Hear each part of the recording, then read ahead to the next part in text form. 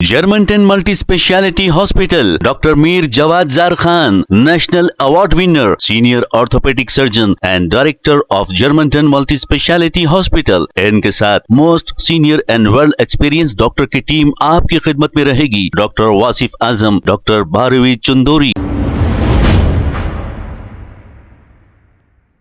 अस्सलाम वालेकुम नाजरीन, 7H न्यूज सच को रखे आपके आगे।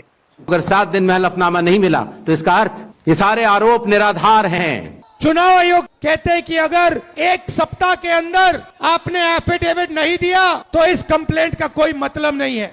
जिम्मेदार वो हैं, जिम्मेदारी उनकी है, चोरी उनकी पकड़ी गई और मुझे कहते हैं आप एफिडेविट लाओ। इलेक्शन कमीशन से मैं कहना चाहता हूं, पूरा देश आपसे एफिडेविट। अगर 7 दिन में हलफनामा नहीं मिला तो इसका अर्थ ये सारे आरोप निराधार हैं। चुनाव आयोग कहते हैं कि अगर एक सप्ताह के अंदर आपने एफिडेविट नहीं दिया तो इस कंप्लेंट का कोई मतलब नहीं है।